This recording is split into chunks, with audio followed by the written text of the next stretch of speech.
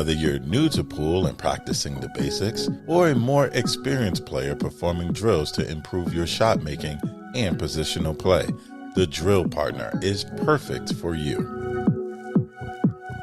CBM Construction offers all your construction needs: new builds, remodeling, heating and cooling services, and installation.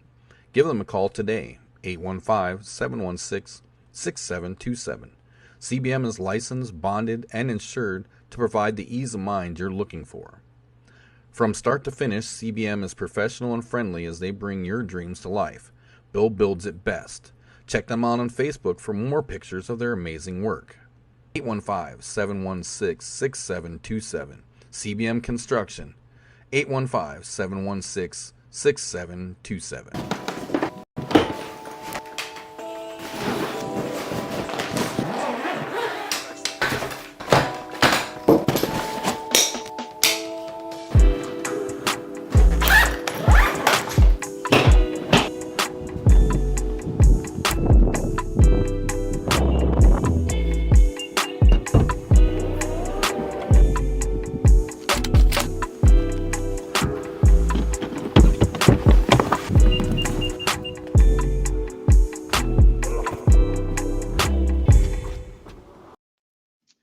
You ready to buy out of your bets already, Uncle Mike? You ready to call?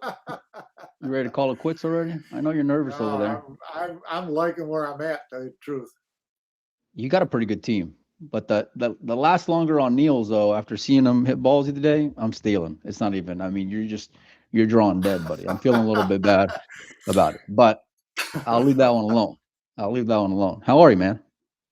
Good. It was good. Yeah, I'm excited to get out. Are you already in Frisco, or are you driving up there this afternoon?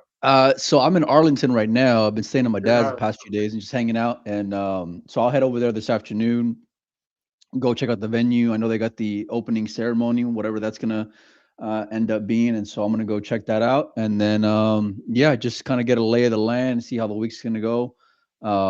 Actually got an Airbnb like maybe 15 minutes from there, so it's good. I can get off site. I can drive in there. Yeah. So it's gonna be good. But I'm pumped for the action though, man. To be honest with you, like this whole it's tough to like live up to the bill, at least from the buildup. But now that we're actually like in it, you know what I mean, and it's starting tomorrow already. Like I'm very much looking forward to the U.S. Open. So there's been a lot of stuff going on, Mike. Our boy Aleksa got another another chip. And I saw this morning where it's the final's going to be on ESPN2. And so I want to leave with that, Uncle Mike, and I want to get your take on it, because that to me is a lot different compared to what we saw a little bit ago with the ESPN Plus deal. Yeah, no doubt about it. I mean, ESPN2, that's, legit, station network, cable network for ESPN. I'd have to look up and see how many subscribers they have. Let's see, what does it say? 60 to 70 million. No big deal. That's it. Yeah. Well, 60 to 70 million. If I don't know, 10% of them stumble across it, that would be pretty nice. It's a really good thing. And the cool thing is they've got a 4-hour window to get the whole match on live, which is great.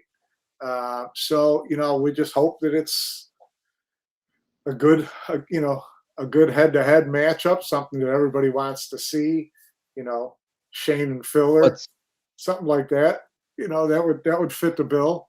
Something that'll get the place. Does the pool world run that good though? Does the pool world run that good where it's going to be like a Shane versus Filler final? All right, give me your predicted final now that it's on ESPN2. It's gonna be Zolnacki Zolnacki versus like some obscure player that like nobody's really heard of, like but he's known but not really known, like Marvin Assis. Someone who doesn't speak English. Great Filipino player. Yeah, for sure. So knowing the way we run. Although, listen, I'm hoping for it to be dynamic. Certainly, like from like a diehards perspective, it's going to be worth watching. You know, a $50,000 match basically in the final, 100 to the winner, 50 for second place. So, and a lot at stake, whether it's Reyes Cup points or Mosconi Cup points, Europeans, Americans, whatever, you know. And so, but look, I like to needle them a little bit, and you know they've been really milking that ESPN Plus deal, and kind of like, oh, we're on ESPN, well, like this is ESPN2 is the real deal. ESPN2 is legit on everyone's cable. It's on YouTube TV. You know, that's like legitimate mainstream TV, and so for that aspect, like I'm really excited now seeing that. I didn't know about it, didn't hear about it until this morning whenever I saw the email come through, which like I was just, like I said, really pumped for the players and for Matchroom for getting that put on as well, you know. So I think it's a huge opportunity for the sport.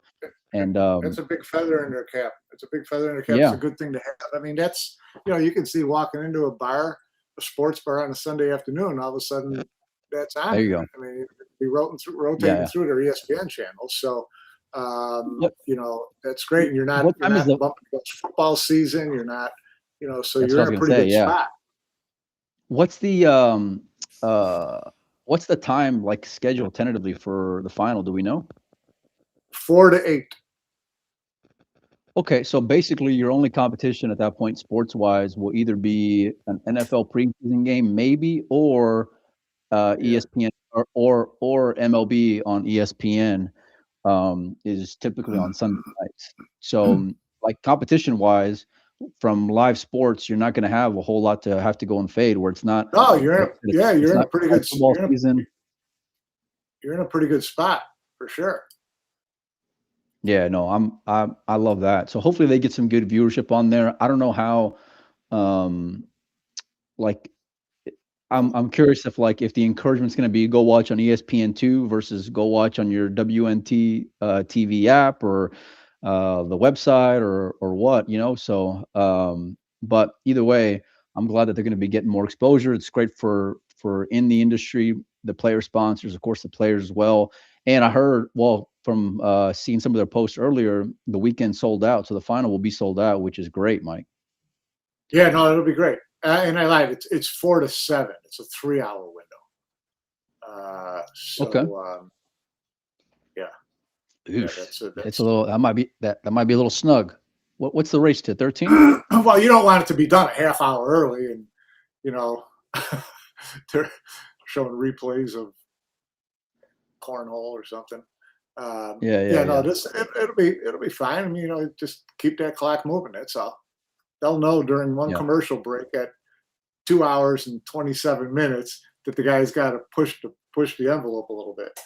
They're going to be sweating for sure. Yeah. Mike, the other news coming out of the weekend was our boy Aleksa getting off the Phoenix Open and coming away with the victory. 2 finals in back-to-back. Paul says FedEx Cup PGA final will cover the first hour or so of the final. Well, that's, you know, how big is that PGA final, Mike? Do we know that FedEx Cup final? It's not like the Masters, so. Well, yeah. You know. What golf event have you watched other than the Masters or the? I can watch Sunday golf.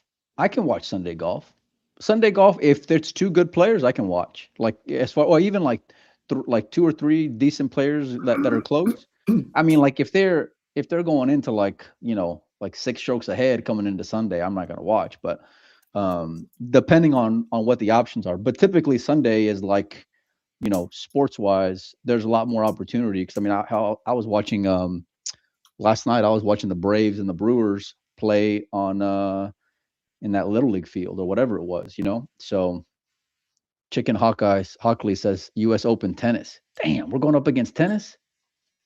That's no good. You guys are really fucking stretching it now, man. We're worried about tennis and golf.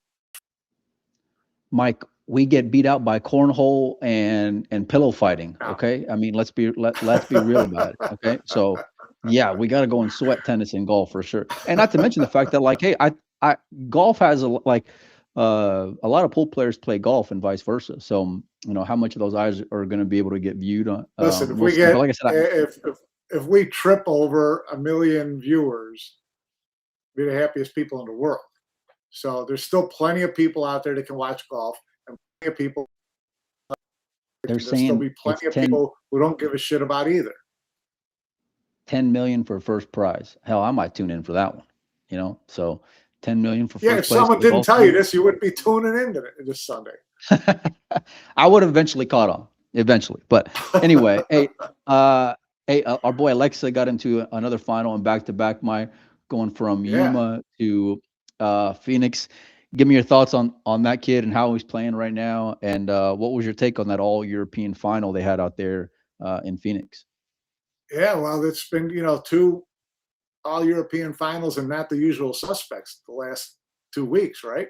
Aleksa and Dennis, so really Aleksa Oliver. I mean, that's interesting stuff. I mean, it has really thrown a wrench in the whole Mosconi Cup picture. Oliver's right there. Oliver's in second. He would have been in first had he won. Yeah. Final. So going into the U.S. Open. So it really opens things up. Really makes a scoreboard watching out there, if you're a European Mosconi fan, going to be really interesting. I mean, I thought Fran there's no way he's not going to be there, but Fran's got to have a decent U.S. Open. Otherwise, some of these guys chasing him, they could motor right by him. So Josh is always sitting pretty good, because you figure Josh is going to, at least get to 16, even in a bad event. So, it's going to be really interesting. Going to be a lot of fun. As far as Aleksa, it was great talking to him after the Arizona Open, even though he lost the final. You could tell that the guy had just gotten was already confident, but now he could see what he's doing. He said he was really feeling good, mentally strong, whatever. And then to roll into that tournament in Phoenix, which was just a killer field, and walk away with that, that's pretty damn impressive. And then what was he down 5-0 in the final again, and then down like 8-4 or something like that, and then he just hits that little button and says, "Aleksa, run out! Aleksa, run out!" And then it says, "Aleksa running out." Yeah, so, it's funny because I happened to tune into that. I didn't get to watch the final that night because it was on late by the time it started on whatever day it was, Saturday night. But I watched a little bit of it yesterday at 8-4 is where I picked it up, and then Oliver had a safe, and I said, "Well, this is about as good a time as any to watch, considering it was like it was 13 to 9." And so I saw the save, and then I saw Aleksa 2-rail kick a 2-ball in the side and then run out, and I was like, "Oh, so that's how it started," And so I thought that was pretty cool. Kind of brutal for Oliver, and he was playing good. He was looking good scoreline wise. Look up ESPN2 and go to the schedule. Mike, is it on ESPN2 or what are they saying on here? Because they're saying it's not on ESPN2. It's going to be on ESPN. I mean, unless someone's lying to us, it's going to be on ESPN2. Someone said it's not on ESPN2. Someone else said it's right there on the schedule. So, so we got on the 30th. Yeah. Let me see if I. 30th is Sunday. Anyway, is it? Have you looked on there? Schedule Sunday. What's the date, Mike? 8:30. 8:30. Let me see if I can bring it up here. But yeah. Anyway, so I had Sensei Nate says the U.S. Open 9-ball final will air live on ESPN2 from 4 to 7 p.m. Central Time. It's just the final. So, yeah, there you go. It's on there. Or at least it's what it looks like anyway. So, 30 for 30. Well, that's ESPN. They should have the the Jeanette Lee 30 for 30 right before. Oh, are they? Well, that's a pretty good. They should. I don't think that. Yeah, I don't think they're going to load up right? the full programming on Sunday, but anyway, that's exciting. Aleksa again, another great tournament for him. Oliver, Oliver had not started out. He came in really good shape. Mosconi Cup didn't really do well in Florida or in Yuma, But he was already in a So good position as it was, though. He was sitting he good. was, but he could have top really five. pinned down. He could have really locked himself up with a couple of good finishes. Now he's got Yeah. this that's final. He just needs to, power through a good U.S. Open, and he'll be pretty tough to kick out of there. And if Aleksa has another, if you ride his hot hand, he was about 10,000 behind Fran, I think, if he's looking for third spot. So, we'll see. It's, like I said, it's going to be interesting. Going to be some good scoreboard watching. It's the best 2-week push we've seen from anyone, that's for sure. And it couldn't have come at a better time. I mean, we always see this time of year where guys will kind of go make a move depending on where they're standing on, depending on what team they're trying to compete for, if they're even part of the conversation, really, and it's not like a couple of years ago where Mickey was kind of hanging around at the beginning and then just patted some stats on the back end and held serve. Basically makes up, 30,000 does Aleksa over the course of 2 weeks, same as Dennis picking up whatever it was, 25 on there. And they're both in a real similar range at this point. Yeah. But I'm rooting for them for the sense of just making that last turn and trying to make the team, these aren't the guys who you would have favored coming in on a coach's pick, right. Or a captain's pick. They would have been way down on the list when it comes to trying to make it in. And now they've legitimately put themselves part of the conversation. Now, whether or not they'll be able to make the team will be a whole different story. And U.S. Open is going to be a bit cutthroat, but there's also more money on the line for these guys as well, so they have a lot more upside. Yeah. My only when it comes to Aleksa, my only concern is did he go off too soon? Because how hard is it to parlay three? One event's tough, 2 events is crazy, 3 events is you're drawing dead, basically. So yeah, but he doesn't have, listen, he doesn't have to win this. So the payouts here are decent enough to where he gets, he'd still take a hell of a run for Aleksa to hit a final 8, but he starts getting into some decent territory there. So depends on what everybody else does. But it is. It's hard to carry it over 3 straight weeks. But listen, he's going to go in there feeling no pain. That's for sure. He's going to, he's probably chomping at the bit to get back on the table. Well, I told you this after we did the show, but I didn't. And if you guys watch the show, y'all know I don't really like reaching out to people after they lose, and so that's just not something that I will typically do. And for Aleksa, reaching out to him, it was more because of those comebacks that he had, But even though I'd spoken to him, I remember a few years ago at the U.S. Open, whenever he was in contention, I hadn't really talked to him a whole lot since then. And to be fair, he hasn't really made himself part of the conversation a whole lot since then, in my opinion, But after talking with him, Mike, I mean, I just became, and I said this on the show, I became more of a fan than I ever was, or at least that I can recall, and he seemed to have great perspective. I love his sense of humor, his passion, how aware he was of things going on, and just very much in the moment, believing in himself. Not you'll hear some pool players where they can get a bit delusional, you know what I mean? And I get it. You want to just put out good vibes out there, whatever. But in his case, he was just, everything seemed to be not just clicking when it comes to his game, but between those years, what he talked about quite a bit. And that was the part that I really enjoyed. And I remember afterwards, after we got off the call or after the show, I sent him a text or he texted me, saying thanks again, really good kid. And then I was like, hey, I want to, show my appreciation. Thank you for coming on and blah, blah, blah. And I said, and as I was typing it, I said, well, I was going to put, I hope you do well. I said, but you know what, after the way you just talked to us, I said, you're going to do well. I just know it. And sure enough, when I saw him make it into that semifinal, I was already like, let's go. You know what I mean? Cause that was already hard enough as it was, you know what I mean? And really kudos to both those guys because, they were the underdogs in my opinion in both those matches, one facing Yap, the other one facing Arlo.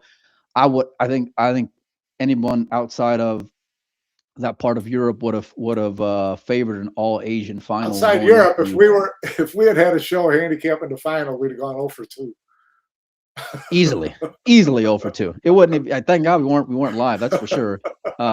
Because anyway, a lot of people would have picked those two guys. I mean, it's Carlo and Yap, and so, but a credit to Oliver. I mean, he had real convincing score lines going into that final, and that was something I was super impressed with. Aleksa taking down Filler, if I'm not mistaken, as well, going into that final. And along with who did he face, Mike? Was Aleksa faced Yap, right? Oh no. Aleksa faced Carlo. Yeah, Oliver against Yap, right? So those are just further making yourself more confident going into what everyone's looking forward to in this week. But for him to get across that finish line, put some money in the bank account again, now he's making money on this trip, which is great. And who would have thought, 2 weeks ago, that this kid's going to be or has a puncher's chance on making it in on Mosconi Cup based off of points. He would have been a real long shot.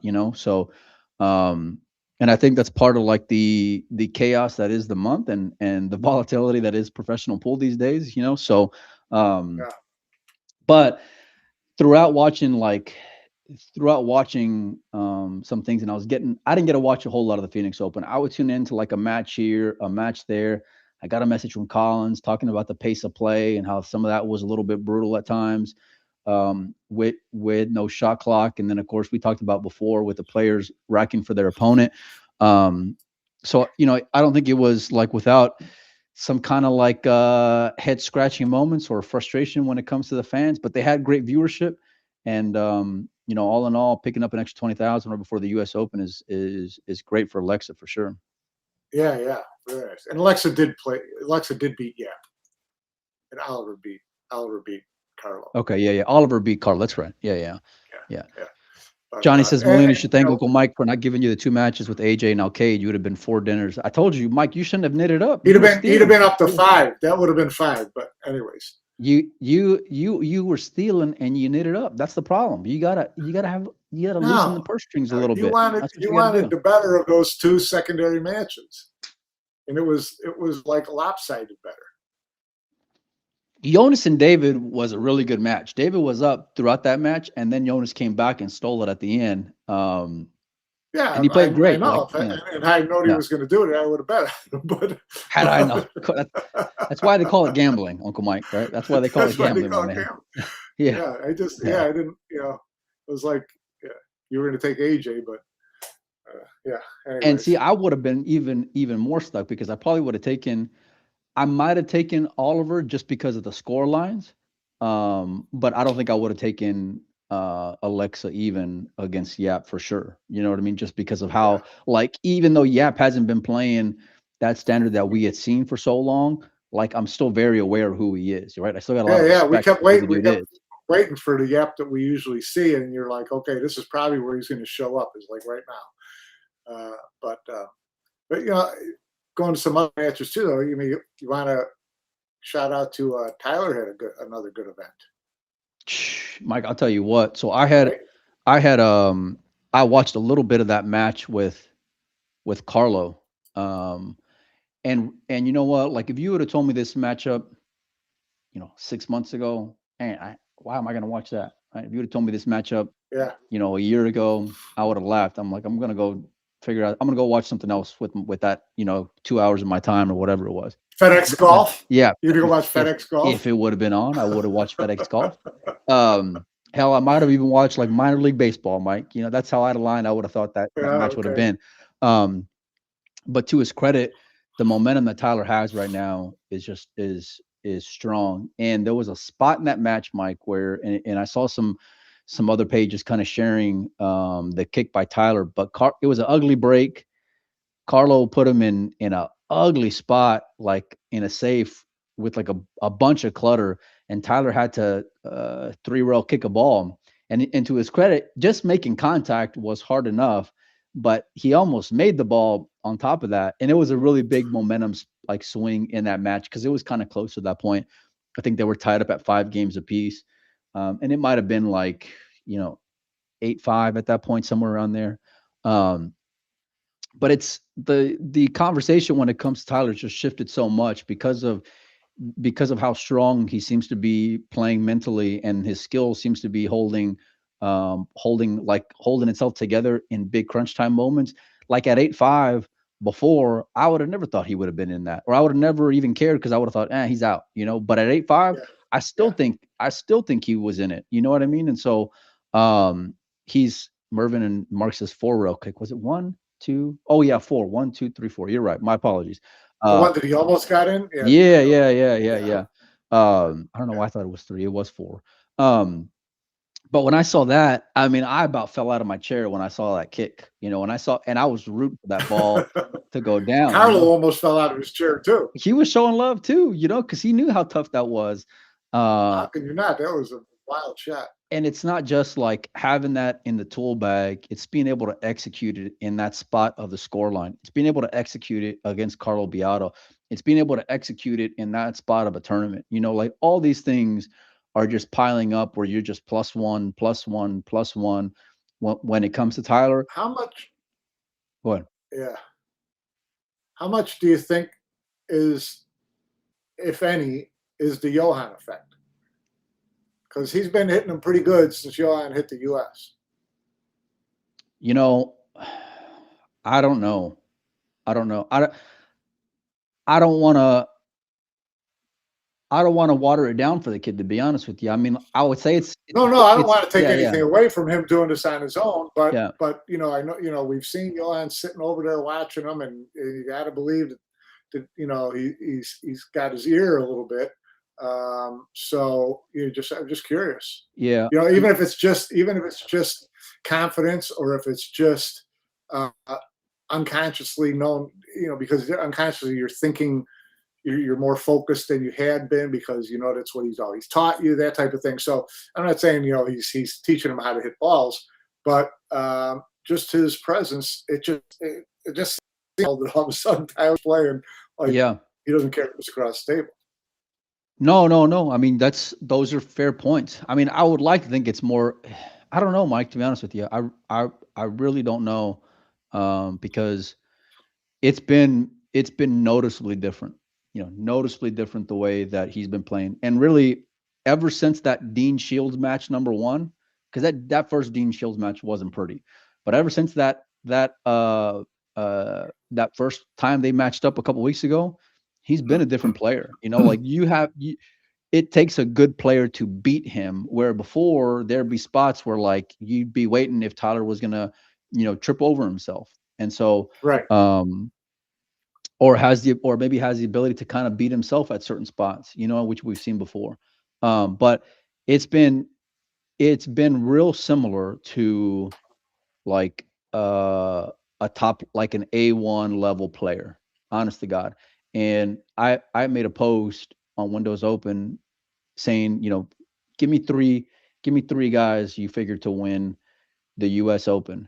And as I was sitting down, like really thinking about it, and I mean like really thinking about it objectively, like I was really close to putting Tyler Steyer part of that conversation, Mike, honest to God, because he has had spots in these last few weeks where I would put him in the same kind of category as a Claudio, who I'm real high on, Jeffrey Rhoda, who I've been real high on, where a closing type game like a Carlo Beato has, like these are big, huge guys, either with a lot of momentum or they're already well established, and so I couldn't bring myself to do it because it's hard, like still having that taste in your mouth when it comes to seeing some of the things that we've seen over the years from him.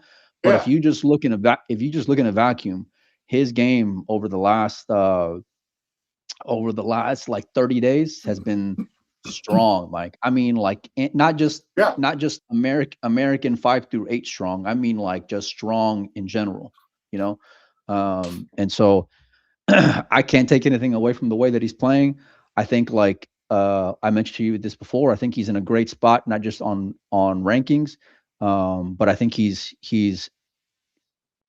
when he plays like this, his teammates are going to have faith in him. His guys on the bench are going to believe in him, And so what that can do to these other guys' confidence, the Shane type guys who can be a little mental, it'll just have nothing but positives, I feel like, for that team.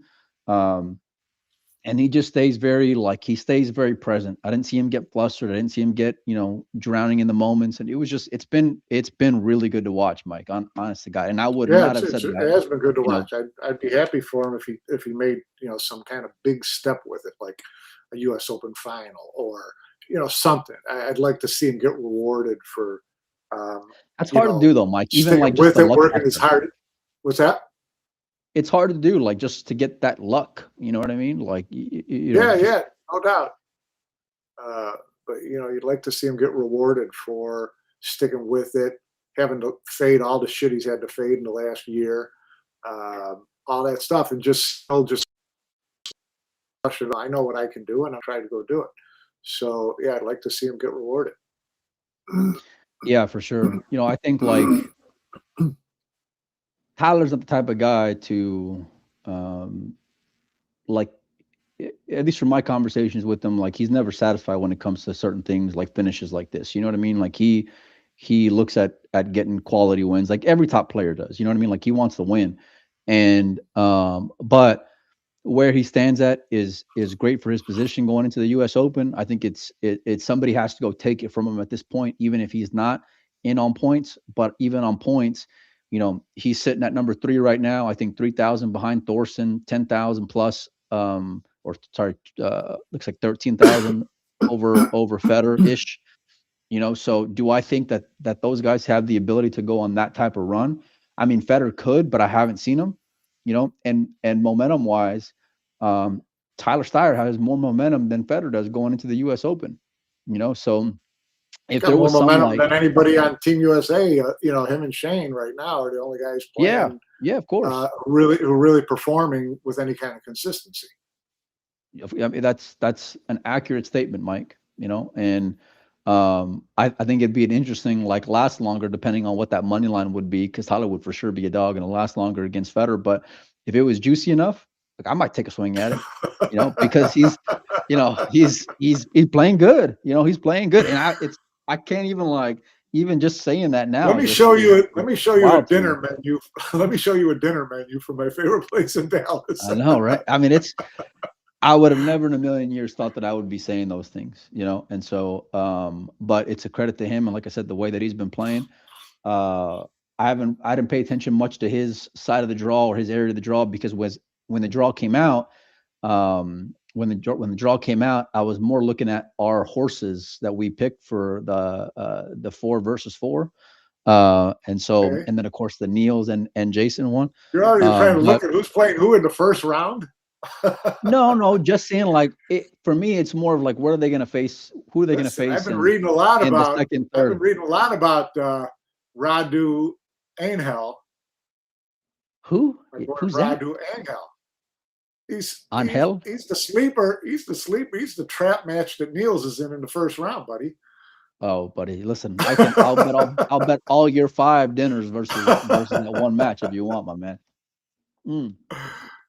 No, but listen, it's been a fun part of scoreboard watch. And listen, the other guy that kind of gets lost throughout this last couple of weeks is our guys like a Dennis Grabe or a guy like Oliver, who's been sneaky, steady, consistent, and in a really good spot. He looked very good, and with those score lines going into that final, he was looking really good through the first 12 games of that final as well.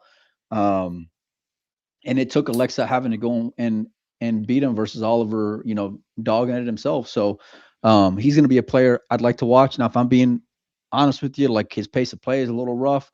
He seemed to have a much better rhythm whenever he was under shot clock. But like, he's so technically sound that, like, it makes it tough to watch, because he just gets down on the ball. He'll 3-stroke it. It's just, it can be harder on the eye. But there's just the U.S. Open right now. It can go so many different ways when you start looking at the depth of players. The Filipinos are here, the Europeans that are here, the Americans who can legitimately make a good run. And so I think for some of these guys, their expectation is, okay, I want to make it to single. Okay, I want to make it to 32. There's a lot of guys who, like, I would bet a decent amount of money, make it into 8, or 16. Oliver, I love him getting to 16 for sure. A Robbie Capito, love him getting to 16 for sure. Yeah. And then from there, it's like, okay, well, things just have to work out in your favor when you play in those matchups, and who can handle that type of pressure, who can handle the moment. Especially considering that, like, this is the tournament of the year, Mike, right? Like, this is, and no doubt by the about way, it. This is the world championship.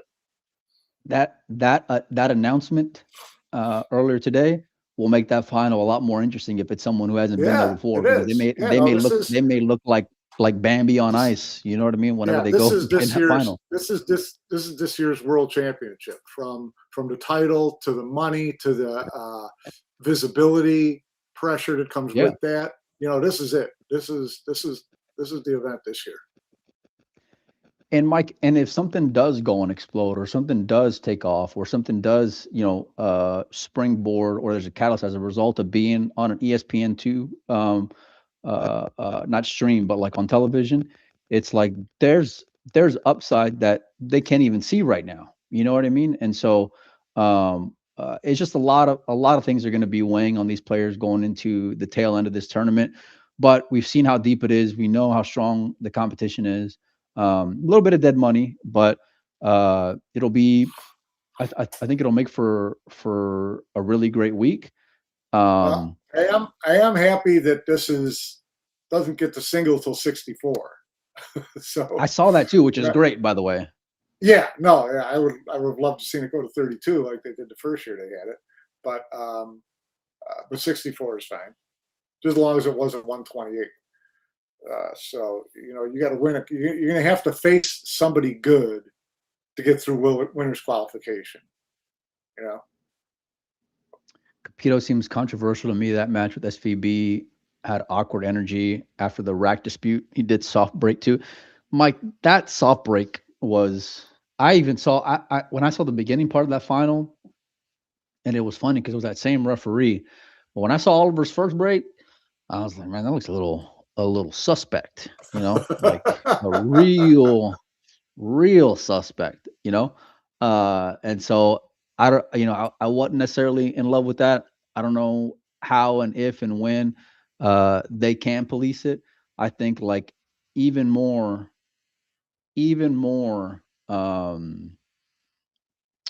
like with everything, with all these extra eyes that could potentially be on there, like that energy from the players has to be stepped up. The pace of play has to be pepped up a little bit.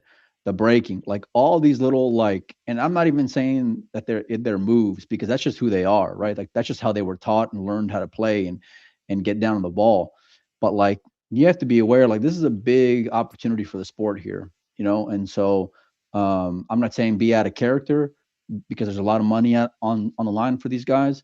But it's like, man, we can't be having this boring pump fake up and down to the shot clock every time type pull. It's something's got to give here.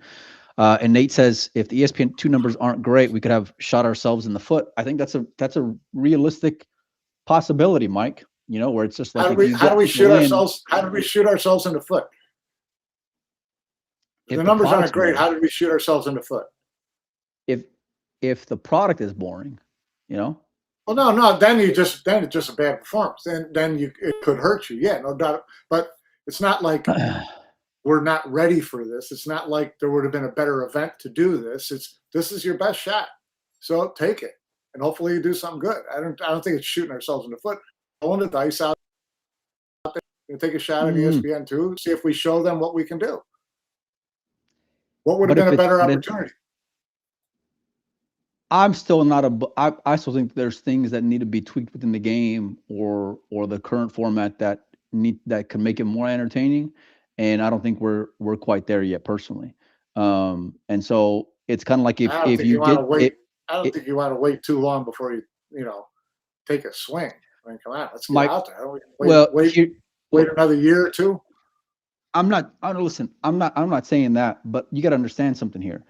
diehard pool fans over the last 3 weeks have been talking about soft breaks and pace of play. Okay. So that's not good for diehard viewers, let alone a new viewer that's going to come in and watch something. That's my point here. So does a new viewer know what a soft break is? Yeah, I think so. Yeah. How? I think like you can ball goes you in. can see it with he makes a ball on the break. He keeps shooting. Mike, you're telling me it's not more exciting watching a guy like Kachi break the balls than a guy like Oliver Zolnacki? Is that what you're saying? Yeah, it is. But if I'm visibly, you can't tell the difference. Through and I turn on that channel, it's not the first thing I think of. As far as pace of play, I think they will be on top of both of those issues before the final. Someone said that the final's the only match on Sunday. Is that true? That's what Frank said. I don't know. I didn't look. Okay. So if that's true, believe me, they're going to tell these guys 16 to 4. They're going to, what's that? Usually they go from 16 to 4. Right. They usually do. But this is, but then the final's usually 5, 6 o'clock too. It's not 3 o'clock in the afternoon, 4 o'clock in the afternoon. So, I think if it's one match, that's fine. I think that they will let the players know ahead of time, we're not gonna waste a lot of time whacking you for a soft break. We're here to put on a show. We know there's a lot of money on the line. Play pool, and you got a 30-second clock, so pace of play should be fine. I think it's a good shot. Take a swing. Look, I'm not hating on the swing. I'm just like if you think that this could be like saying that there's not issues is being a little naive in my opinion. That's what I'm saying. So there's a big even if they're casual fans who may have watched it at some point. Eye test. Or eye test ain't the only time the eye test. No, listen. We all know that. The players are going to know that. The officials are going to know that. I think one of the things that I'm most not concerned about, worried about, I hope that they're working all week this week to add little things to the broadcast, whether it's side interviews, whether it's stuff little segments that they put together during the week to run during those dead times. Because this is going to be like, it's on ESPN2. It's like a regular TV show, right? With commercials and coming back from break. I want to have entertaining stuff throughout the match that's going to keep people who are just tuned in for the first time engaged. I'm not worried about the action. I think the action is going to be plenty good. I think they're going to be hitting the ball hard. They're going to be making some great shots. I think there's going to be tension. There's going to be good crowd reaction. But it's a lot of those little dead spots to me that you can make someone really bored really quickly. So I hope that, and like I said, this is their business. They're a production company. They produce this stuff all the time in all different sports. I just hope that they really beef up, that they know exactly what's going to happen during the whole show, what kind of little pieces they're going to drop in, what kind of interviews they're going to do. It just, that type of stuff. Well, look, I think like to their credit, they've been doing a really good job, as far as that additional content to like throughout the social media, even incorporating some of that onto the broadcast itself. Like it's been consistently trending upwards. Now again, whether some may feel it's still where it needs to be at or not, I'm sure that they know the importance of what this week is going to be for them, and the importance of having a great impression for these outside viewers and trying to get them hooked. They know what they're doing. The players will know what part they have to play in it. I don't think we're going to have you met pool players, Mike? Or I mean, I don't. We only need two. There's going to be two guys. That's all you're going to have to convince to, and I'm not expecting them to like woof at each other or what, but they're going to know. Believe me, they're going to know when they walk in or what's expected of them. They're going to know that there's extra heat on them, unless they're living under a rock. Yeah, but sometimes that's just not part of their personality. You know, sometimes that's just not them. You know, so like trying to come out of your shell in one of the biggest spots of the year, one of the biggest spots of your life, may not necessarily be the time that you want to go and like tinker with that. No, no. You know, Like I and said, even I'm not asking for anybody to not be themselves, but they're going to know that that they're part of the biggest show that pool's had in a while. It's in the U.S. for sure. So let's see what happens. just get them all liquored up. How about that? Get them all liquored up, and Uncle Mike, you might be able to help out in that category.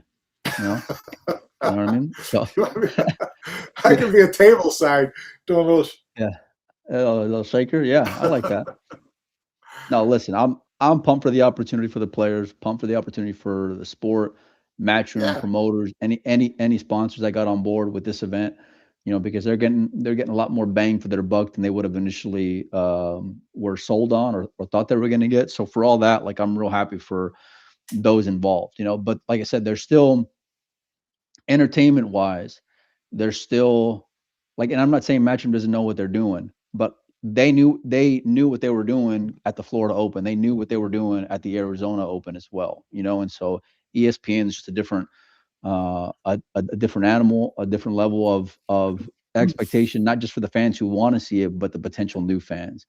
And so that's where like I'm cautiously optimistic, but obviously if we want, I mean, everyone in the sport would love for it to be a home run. You know, everyone in the sport would love it to be the dream final, you know, where it's Shane going for 6 and it's Filler, but we need Filler like in all of his Mosconi Cup glory type Filler. You know, we need Filler beating his chest a little we bit. need him like, humping his fist on a fluke ball. That's what we need. Actually, you know what? Now that I think about it, I might be rooting for your boy Jason, because Jason might be one of the few that can like actually handle the heat and work a crowd. You know, like that might be a guy who would be good in for that potential type stage. Unless he's playing Niels in the final, that would have me win to last longer. Well, we might be the only ones cheering it for that matchup in the I final. think Filler in the final would be phenomenal. Then I don't get, Filler in the final would be great, as long as it's a close final, so you get that reaction out of it. Yeah, Shane going for 6 could be like a big deal. Shane's story has already been picked up by like mainstream media at times throughout his career, which is great, and so they could further go and like and push that along with it, plus the 6, plus how much he moves the needle. Listen, Shane against Filler would probably be the best matchup you could get. If you're looking for ESPN2, American player obviously would be a big benefit. And Shane being that American player would be the best case scenario, and the best, villain, Filler. I mean, that to me, I don't know how you would come up with a better final than that. Let me ask you this, Mike, because I posed the question on Windows Open with the Euros versus the World, and I want to get your pick on that. I don't know. Well, I mean, it sounds like you're throwing some options out, but you're basically saying yours is Asia, and even with Asia, you're probably looking at like 6, maybe 8 players. Add in 2 or 3 more possibles from the U.S. because you're including Federer and Shane. You're talking about maybe 10 for the rest of the world against at least 15 from Europe. Are you gonna put your name on it, or are you just gonna keep on just tiptoeing around the conversation? I think the smart money would be on Europe. I think so too, actually, and I think that's where I was leaning towards. Well, I mean, I just think that the pool of potential winners is bigger there. Zichu says Zolnacki versus Grabe final. I don't know if that might be the ESPN2 home run they're hoping for out there. If I'm being, like Marcel. We need you to take one for the team, boys. They need to break out in a fist fight in rack, go down in rack number 7. You know. Yeah. Yeah. No, look, I agree with you. I think but here's the deal: a lot of these Asian players who have been, we haven't really seen them pick up a ton of momentum over the course of this last trip. The Carlos and the Yaps of the world are now starting to get a little bit of steam, and they can play. Those guys can play for big money because they've won big money, whether in gambling matches or with big titles. They've been there, they've done that, you know. And so I know you got on the world side of things. I know you got SVB. I know you got Federer on there. You know, Colin says Oliver versus Roland finals. I'm not even watching that if it's Oliver versus Roland in the finals. That one's gonna be, let me tell you, they're going down to the clock each shot. But it's an interesting debate. I would probably pick Europe. Europe is very deep. A lot of those guys are just masters of the break at this point. I don't think some of them are necessarily as seasoned as some of these Filipino players or champions or monsters. And it would be a whole different experience if we had the likes of some Chinese players, some Taiwanese players, guys like that, you know, where it would, Cole brothers, my bet would be different. Shaxing Wu, guys like that. Then it gets interesting. But yeah, right now, even guys like a Dang, you know, and I know there's like a strong contingent of Filipino players, but we just haven't seen these guys play like on a match or major in quite some time that I can remember. I mean, I saw like Lee Van's in there amongst others, which is great, and I love rooting for him, you know. But it's like it's hard just to come over and then just dominate a field like that. You know, it's hard to just pick right up and think you're going to be able to go deep with the level of talent and skill that's out there right now. You know, so I'd probably bet Europe, but it's a real interesting conversation, that's for sure. And there's a lot of the more you start breaking down like these fringe European players, like I wouldn't be surprised if like the Spaniards made a deep run because they've done it plenty of times. You know, I wouldn't be surprised if Dennis goes on another heater. I mean, there's a ton of guys that I would bank decent money on going deep. The Albanians, then you still got the Austrians, then you still got Labutis, who's playing extremely well. Never mind the strong contingent of German players, both seasoned and young, you know, that are going to be out there playing. The Poles are here. Yeah, matter of fact, I'm for sure taking Europe now that so it's but I love that you can actually like debate it and people are feeling passionate about either side of the coin, you know. Because they're gonna love their side, which could open up some for action. But anyway, Mike, who are some other players and guys you're gonna be taking a look at? Have you looked at the draw at all? Because I know it came out the other day. Yeah, anything you see on there that what do we got? We got Elliot Sanderson and Corey in the first round. Corey's going to be tilted about that, that's for sure. I'm going to see if I can bring up I didn't see much in the first round. I mean, did you look through it? Did you see any first round where you thought this could be an upset? Well, let me bring it up here on the screen so you guys can check it out. I'll also Joven against Dennis Grabe. That's actually a good one, but Dennis is a different Dennis in the last couple of weeks. Dennis is on a heater. I think Dennis, you know, 30 days ago might have been a different conversation compared to where he's at right now, you know, by his own successes.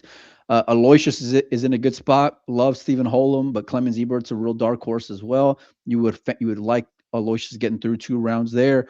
Mustafa Alnar and Sullivan could be a good second round matchup, but Melling and Chang Yulong, they're obviously going to meet in that second round as well. But there's a lot of like the first rounds, like a lot of dead money, you know what I mean? Or at least matchups where like there's an obvious favorite. Your boy Jason's got a great draw, by the way. Henry Cha, and then he faces the winner of Devin Poteet and Cody Stevens. How much did you call and pay that off, Mike? How much did you? Are you nervous already? You want to buy out already? I'm just saying, man. You saw Niels hit balls, man. You got nothing to worry about. Listen, you know why I like Niels? Because Niels doesn't check out. Niels doesn't quit. Niels is no argument here. You're the one who made me take Jason. Made you take Jason? Yeah, you said I'll take Niels. You take Jason, and it'll last longer. Look, let me tell you this one right here. Cledio's in a real good spot.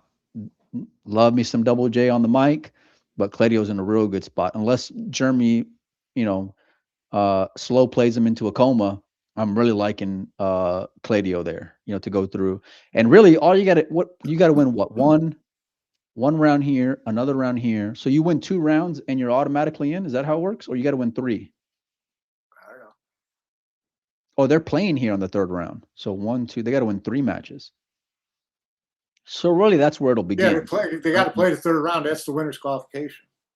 Yeah. So by the 3rd, that's why I like, because by winner's qualification, you're going to get some pretty decent matchups, and someone's going to end up on the loser side. Mike, this section right here, you mentioned Dennis Grave and Jovan Bustamante, but a guy who is looking to make more of a wave in Justin Bergman is not having his luck of the draw in this year's U.S. Open, because I know he had a real quality win over Carlo Beato out there in Phoenix. Yeah. Different animal coming back to the matchroom traditional majors versus being in the pool room. And like I mentioned a little bit ago, Dennis is playing good. I know a lot of American fans would love them some Justin Bergman in that potential matchup against Dennis Grave, but he don't have to win that match, Mike. I mean, I'm hoping he does, so that way he can have some momentum. But I think the sharper money would probably be on Dennis winning that matchup if they met in the 2nd round. Yeah, and no, then that's it. If Justin has an early exit to get back into the 64. Yeah. And then what are you going to do with that conversation, Mike? What are you going to do with that conversation of him getting in on points? Because as it stands right now, let me see if I can bring up the USA rankings here for a minute. Justin's on Team USA, no matter what. What I said, is that what you're saying? Yeah. Oh, would you like to wager a dinner bet on that, old man? You let me know, because I'll gladly accommodate a dinner on Justin Bergman. I still think no matter what Justin does here, he's on. I mean, yeah, I do. I'm just saying, yes or no? I do think he'll be a 5th pick no matter what. I do. I think that they have not so subtly I don't disagree been setting with that you. up. It just sounded like you were starting to hedge on it because of his draw. No, I'll listen. I will double down on it. Matter of fact, we can pay off that dinner bet in Orlando, big boy, gladly. Matter of fact, at that steakhouse, I may give you a swing at a couple of those because at the Carib Royale. Okay. After I cash in on what I've already got, and I'm gonna have to go on a diet anyway, so you may as well win a bet. I'm gonna have them food poison your ass out there on our first dinner, and then you're gonna be out of commission the rest of the week. But no, I think, listen, if you're a Matchroom and a Johan, you need Justin to do well right now. Like I said, I don't think it'll make much of a difference when the chips are in the middle, because I think that the writing's been on that wall for the entire year. But if, let's say that Federer doesn't have any movement, and let's say Justin goes out earlier than maybe a lot of fans are hoping for, and oh, by the way, if Thorsten does make it in on points, like where he's sitting at right now, and then that guy from and then you got the guy from Venezuela who could potentially be thrown into the mix, because of the options between Juice and Bergman, then it becomes a little dicey. Then it becomes a little nerve-wracking, because you got to imagine Federer's going to be an automatic, right, as far as getting a wild card, like anybody. Oh yeah, that's why Federer better. Listen, Johan's going to have a talk with Federer before round 1 here. That's for sure. He needs Federer in the top 3. He's not making up top 3 money, Mike. Look at where he sits at right now. Look at this. He's got to make up $15,000 off of Thorsten. You think he's making a $15,000 leap off of Thorsten? Yeah. Could I? Sure. Would you like to bet on it, dear sir? 15,000 is Thorsten out in 2, and Federer gets the final 8. You want to? Okay, so you want to fire a little dinner on that one? No, I'm not firing dinner. I'm trying to make up some dinner bets here, my man. You let me know. You let me know, buddy. Cruising on through. Let's see if there's any other decent matchups that could potentially be happening here. Rota's in a really good spot as well. Fraser Pratchett and Nicholas Tan. Who else we got here? Jeff DeLuna and Shane Thompson. Let's go, Shane Thompson. Yeah, Come on, my man. That was an interesting one. Yeah, that's an interesting one. I know who the world's rooting for. Shit, and let me tell you. Actually, you know what? Jeff's enough of a villain right now where they might want him to do well. They might want him to just snap this whole thing off. And with his break, and actually his style of play is really great for television. I may not like him much for the shitty pulls, but his style of play is great for TV, Mike. Big break, 2-rail position, power draw, power. We're going to have him on table 15 for the first 3 days. Well, listen, I'm just telling you. You got to put that guy. You got to put that guy on TV because he's, if I actually, now that I think about it, I wish Mika was here now, because he would be great at handling pressure and being able to handle like main character spotlight. You know what I mean? Like TV table, ESPN type spotlight. Our boy Aleksa and Johnny Archer. You think Johnny pulls off that same upset like he did against Max? You want to fire at it? Shit, I know which side I'm going to be on, buddy. I know that. I tell you what, though, there might be some people wanting to bet on old Johnny. Honest to God, because they got that hero worship part when it comes to him, and a lot of guys in your age range are a little delusional too. So they got a few screws loose. You know what I mean? Yeah. It's kicking in there. That's true. Yeah. So. But no, other than that, Mike, I haven't really taken a look and seen a whole lot of other first round matchups that are going to be like incredibly exciting to watch. I think it's important for I don't even necessarily think like some of these guys, like a Carlo Beato, he's going to get off to a good run. He's going to face Hank the Tank again. Jeez, man, what's up with these same matchups happening over and over again? But some of these guys, like a Shane type player, I mean, listen, Shane's going to have plenty of time to get his wheels greased, plenty of times to gather some momentum when it comes to this tournament. And I like the experience of playing with expectations. I'm going to value with a lot of these guys, especially as we get down to 32 and especially from 16 on, because from 16 on, it's a whole different animal, right? Because you're getting into decent money. You can see the big payday at the end of it already, right? There's going to be more media obligations in terms of like outside of the table stuff. So that's going to be taken away from guys' time and routines and all these things, So I think all those factors, guys are going to have to get comfortable with it if they're not used to it already.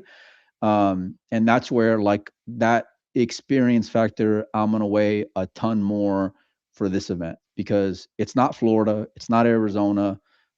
It's not the UK, right? Like this is a $500,000 purse. It's the US Open. You got a chance to be on mainstream television here, right? I mean, there's a lot of things that could go in your way, and some guys can go and crack when it gets a little too thick in the pressure department. You know what I mean? So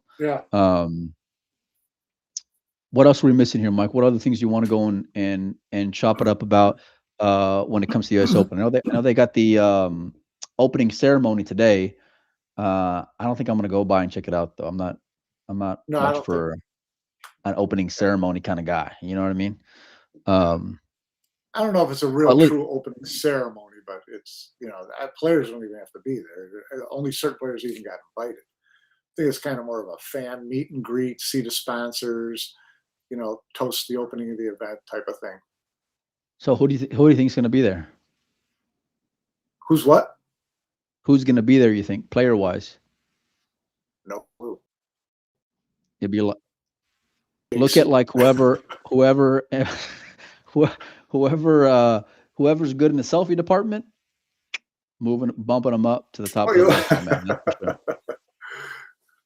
Yeah, I don't know. Hey, look forward to tomorrow. That's all. Listen, I'm going to need you to chill the rest of this week, okay? Because we're going to be there. They're going to be there. They know you talk a lot of shit about them. So I'm going to need you. You're the one that they made go get an Airbnb. They won't even let you on the premises, man. I'm going to need you to just chill this week, okay? We got to we're gonna have to, you know, tone it down a little bit. Okay, he can't be all, he can't be guns ablazing here. You know, all jokes aside, Mike, I don't think I've been this excited for an event since probably Hanoi a couple of years ago. You know, Yeah. like as far as like attending in person and checking it out, seeing the ticket sales and the amount of days that are sold out. Obviously, the coverage they're going to be getting, all the added pressure that's going to be on some of these guys, and just I'm looking the amount forward of to seeing the storyline. arena. I gotta imagine they spruced up the arena a little They bit. better now. Look forward to seeing that. Yeah, they can't go cheap on this one. That's for sure, Mike. So, anyhow, I'm gonna get out of here. I gotta go get the rental, and then I'm gonna head over to the venue a little bit later on today and go check it out. So maybe I can try to sneak in there and see how the practice arena looks like and how that TV arena looks like. So, Yeah. anyhow, you got anything else before we get out of here? Nope, all good. Can't wait.